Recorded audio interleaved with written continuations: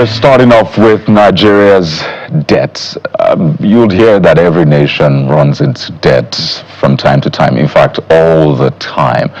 But the concern is usually the cost of that debt. It's okay to incur debt for business when it is viable and where you're able to pay back and when it makes sense. But what is Nigeria's situation right now? I can tell you that we're at 142 trillion naira in debt. So if you were to do a plus or minus, that's times 3 plus or times 3 thereabouts of the current 2025 appropriation bill, which is still being considered in the National Assembly. So you get a sense of just how much debt we're in as a nation. How sustainable is it? What is the cost, particularly for you, infrastructure, and the rest? We're joined on the program this morning by Professor Olabisi Akinkugbe, Purdy Crawford Chair, Business Law at Schulich School of Law in Canada, a co-convener, African Sovereign Debt Justice Network, joining us from Canada. Of course, we also have Dr. Ismail Laolutu, member, Chartered Institute of Taxation of Nigeria, joining us from here in Nigeria. Gentlemen, welcome to the Morning Brief. Thank you. Professor, thank you very much. I'll start with you. I just want to take some of the implications of Nigeria's current debt situation. If you look at the 2025 appropriation bill, indicates that Nigeria will allocate 15.81 trillion naira to servicing debt. If you put that in context, that sort of exceeds the combined budget for key sectors like health, education, security, infrastructure. All of that we're paying to debt. And the argument has always been, well, every nation incurs debt. It's not a big deal. But when you look at Nigeria's situation in the context of African nations and the global context, what do you say, Prof? Thank you very much, Kayode. There's a direct implication we can draw out of even the numbers you've given. It is that the fiscal space that the government has to do some of those key things that you have identified, education, health, road infrastructure, and other types, will be significantly constrained, where the majority of the government earnings go to service debt, as is the case with Nigeria. Then it means there's really little room for the government to truly do all its promises to do for its citizens. Nigeria as a country in the context of Africa is not the only one going through this sort of situation. Coming out of news reports, for example, this morning, Ethiopia, its own debt is also hitting about, I think, $68 billion as well. So there's a whole lot of in there. If we think about a country like that, Ghana, Zambia, Kenya have all gone through this at various times, sometimes leading to unrest with the citizens. But the challenge with that is just that when citizens look at the government management of this debt profile or of their earnings, of the loans that they get, that's where the hesitations start. They see possibilities of, number one, lack of transparency in how the debts have been either procured or administered. They see lack of accountability in how it's been administered.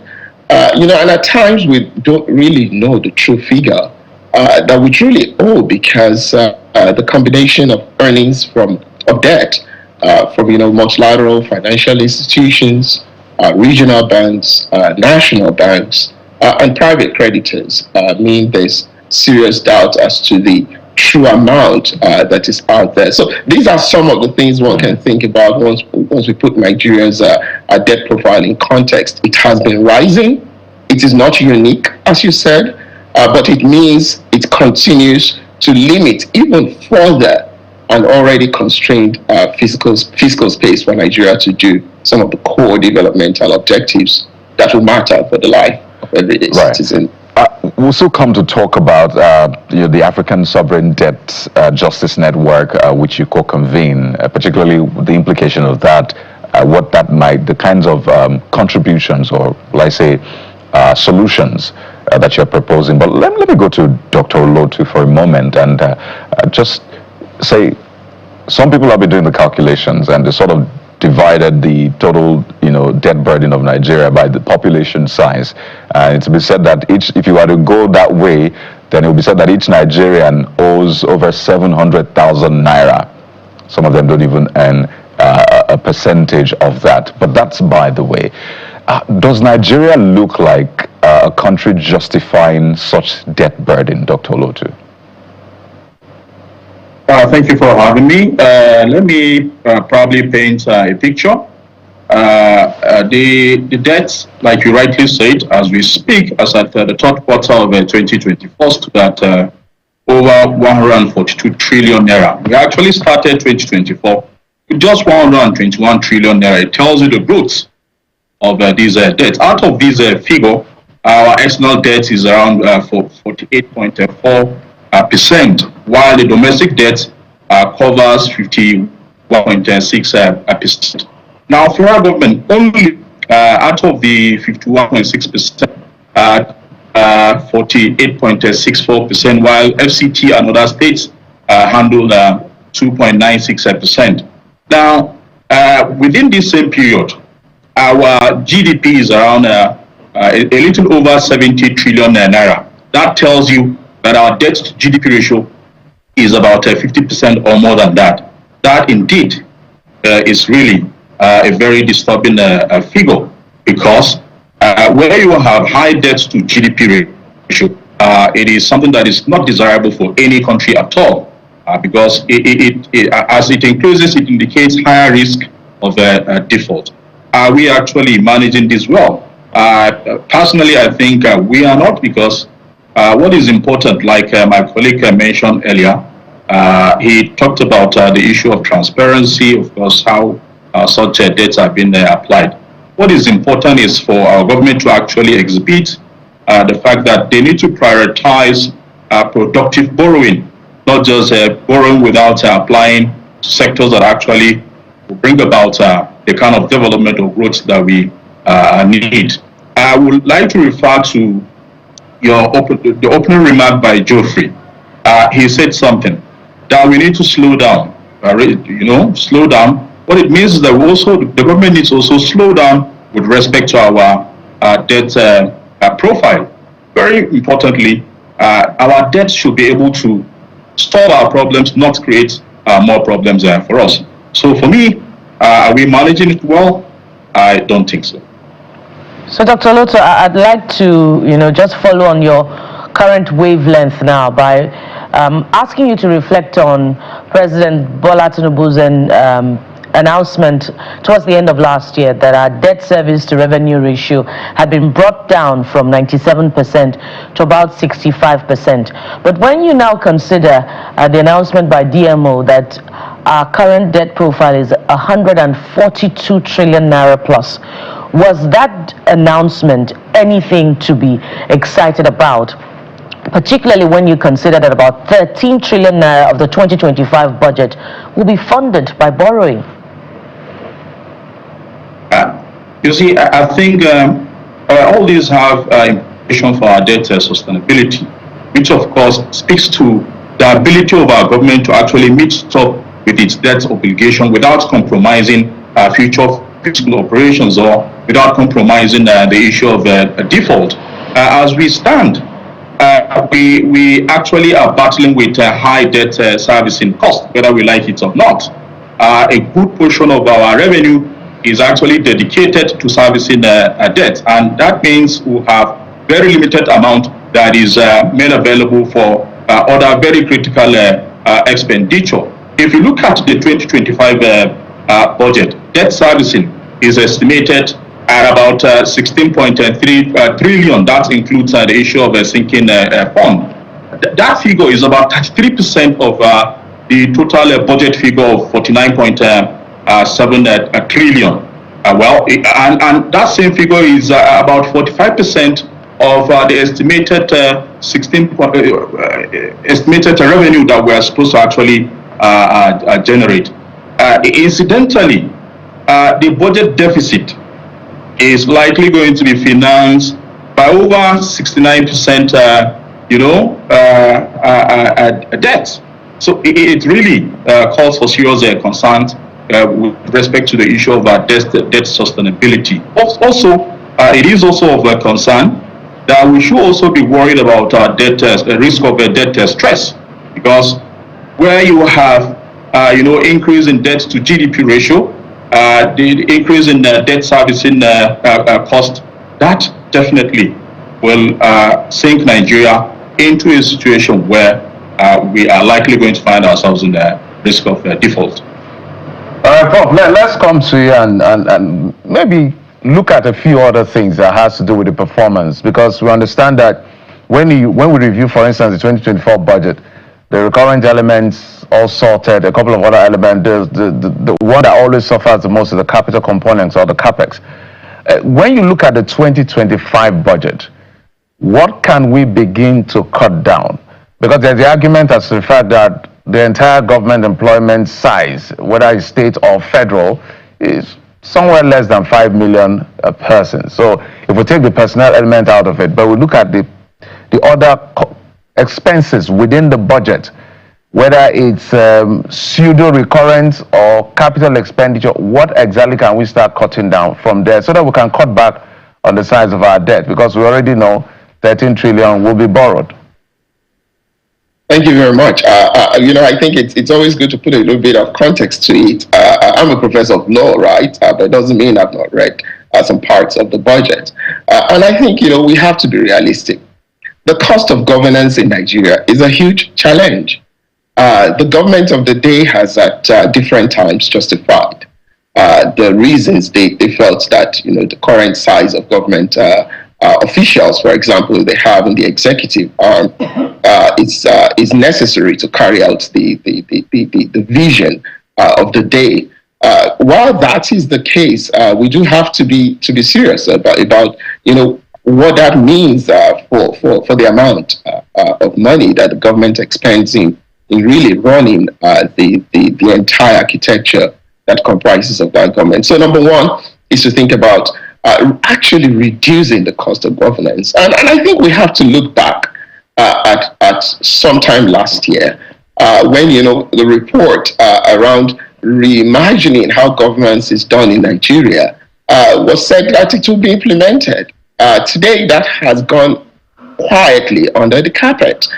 It's a report to which a lot of time has been given, the oversight report, which, these governments said they would look into. So I think, rather than just pointing at the current budget, that has quite a lot of loopholes. If you look at what a lot of the MDAs,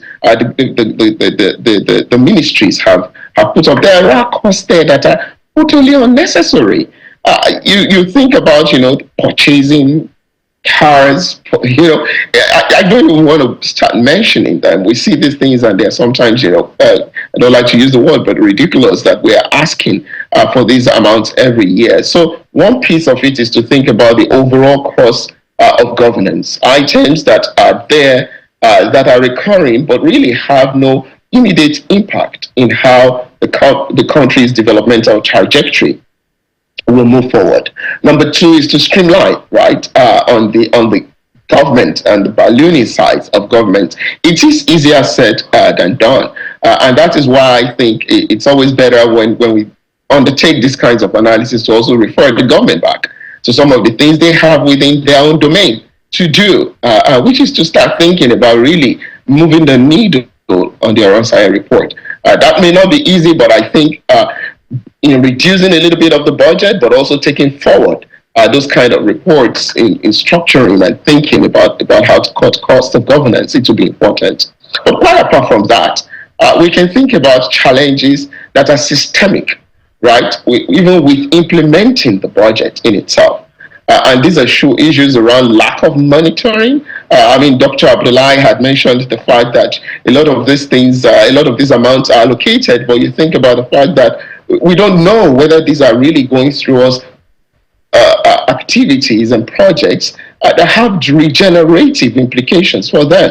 that will have employment tag, that would take advantage of global value chains, that will ensure that the everyday people really have more on their table at the end of the day. I think these are areas we need to think about once we're imagining reducing or trying to carve out those challenging areas of the budget. All right, Prof. The reason I want to stay with you for a bit is because it's a bill now. It's going to be an act. That means it's now a law that the spending limit has to be met depending on how much revenue we rake in or ramp up with all the reforms that are being put in place. I want you to speak to the issue of the Fiscal Responsibility Commission. Not much is heard of what they do. And maybe you can help educate Nigerians on how important that is to be able to check some of these excesses that we see within the budget. The National Assembly, sometimes they do their bits. We see this public engagement, the back and forth almost turning rowdy sometimes because of what is put in the budget. But the Fiscal Responsibility Commission, what do you think they should do to better our fiscal health from the role that is being given to them by the law? Well, thank you very much. It's sort of interesting that when we have these conversations, there are nuggets at the beginning of opening that one can use, right? I think it was one of you that said we're tired of talking. Let's just do something, right? So here I don't want to fall into that loophole of again, talk and talk. But the reality is, when we think about the responsibility that is on these kinds of commission, it is to include vetting, right? Ensuring accountability, asking those hard but simple questions around what was this amount of money allocated for? What was it used for? Right? These are real simple questions of monitoring, evaluation, right? And ensuring there's accountability in the implementation of this budget. As you've said, it will be implemented, right? And to the extent that at the end of the day, we do find out that despite certain allocations that have been done, we get to the end of the budget cycle without really actually implementing half of what was committed to, is a big problem, right? And so you have this rush where, government agencies are trying towards the end of the day to undertake things that should have been done a lot of while. So 3 things. Number 1 is to monitor. It is important to ensure that the allocations that have been the amounts that have been allocated for specific activities are actually monitored, and that the populace are kept in the loop about what is going on, not just when it is time to defend budget. Number 2, it is to ensure in doing so that there's effective implementation. The monitoring is not just to point fingers. Where help is needed, provide such help. It's not the case that every department actually knows what to do entirely when these amounts actually come in. Number 3 is then the reporting of it, right, to the people. It is critical that all this, throughout the life cycle of each budget, be monitored. What I like, to go back to something which I think it was maybe Kyle that raised it, around the fact that I think for the first time, if I may be wrong about this, so I'll take that back if I was wrong, but to say to your average Nigerian, you owe 700,000 naira, whether you know or not about it, should drive home the reality of what we're talking about. It is not an issue that is far and there in Abuja alone. It is living with you every day, whether you like it or not. So the corresponding part of it is the knowledge ability of the citizenry to also ask this kind of questions. But for now, your question is about what the Fiscal Commission should do. And I think in terms of that, like I've said, it is about monitoring, evaluating, and ensuring effective implementation, as well as reporting of the amounts that have been allocated for the implementation of the budget. Looks like we're in a fix, really. And we ask these questions, just hopefully those in authority are listening and they understand at least how Nigerians are also viewing this. For some, they see this as unsustainable because the foreign exchange is very unpredictable. Earnings from crude oil also very unpredictable, and it seems like we're focused on that. So God forbid, as we always say, if that sort of crumbles, if the market crumbles, I mean, there's a lot of unpredictability now. Donald Trump is making some moves, and you're not sure what to expect in the coming days. So that's why we keep asking these questions. And I'll go to Dr. Olotu. I don't know if we're praying for some sort of debt forgiveness in the coming years. I don't know if that's something that we're looking at and raking up all of this debt. But if we were to look inwards and say, first, all of the things happening externally are very unpredictable, and we're not really, even though they will tell you Nigeria's debt to GDP is, well, better than some other countries, even in Africa, right? But the truth is our own reality is different. The way our economy is structured is different. So if we were to look inwards and say, let's protect ourselves from these unpredictabilities, what are the things you recommend, Dr. Olotu? All right, thank you very much for that question.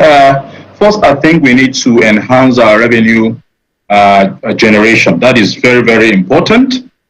In doing that, we definitely will have to broaden our tax base by ensuring that we formalize most of the informal economy, and to also improve the issue of tax compliance. Very importantly, which has actually been captured in the tax reform bill, is the issue of leveraging technology for efficient tax collection, so as to minimize cases of tax evasion and improve the issue of transparency. Then, of course, it's important that we need to diversify our revenue sources, because as a country, we have over-relied on oil revenue. Like you rightly said, the prices are very, very volatile. The demand for oil barrels are not, predictable. These are issues that we definitely will have to shade away from by diversifying into other sectors. For instance, agriculture, blue economy, mining, manufacturing, and services sector. Very importantly, too, is to be able to strengthen our fiscal responsibility by implementing very strict controls on government spending, prioritizing essential and, of course, growth-oriented expenditure. In line with that, we need to adopt a result-oriented budgeting framework to ensure debt finance projects are actually deliver measurable outcomes. Of course, we need to curb leakages. That's very, very fundamental. We need to strengthen anti-corruption mechanisms that we have in place to reduce wastage in the public spending. We need to digitize government processes so as to eliminate, sentiments and all that in our government public sector activities. Very fundamentally, like I mentioned earlier, is to ensure that we prioritize productive borrowing. If we are borrowing, we need to ensure that the borrowed funds are directed towards projects with high economic returns, such as infrastructure development, human capital development, which can enhance productivity and growth. We should also look at possibility of engaging actively in public-private partnership, PPP. We need to leverage on the private sector funding and of course, their expertise to be able to reduce reliance on government borrowing while accelerating project implementation. Our economic need to be very, very stable, which is key. It is not about prayers, but what we need to look at is to find a way of, restructuring our debt and also finding a way of managing such debts. For instance, we will probably look for extended period for repayment, a reduction in the interest rate associated with these debts. I believe if we have these and other strategies in place, we should be able to, manage ourselves out of these instead of just praying. There you have it. We need to take our destinies in our hands. We have to thank you so much. Just to reiterate that point made yet again, that the amount budgeted for debt servicing in the 2025 appropriation bill is more than the money we're spending for education, health, security, all of that put together. Gentlemen, thank you for your time. Professor Olabisi Akinkugbe, Party Crawford Chair, Business Law at Schulich School of Law in Canada, co-convener African Sovereign Debt Justice Network, and Dr. Ismaila Olotu, member Chartered Institute of Taxation of Nigeria. Thank you for your time on the show. Thank you, Paul. Thank you, Karen. Well, if you're one of those Nigerians said to be owing 700,000 plus, judging by Nigeria's total debt stock, then this conversation is certainly not over. But we'll take a moment now. We'll return. What are the trending issues? Find in a moment, so stay with us.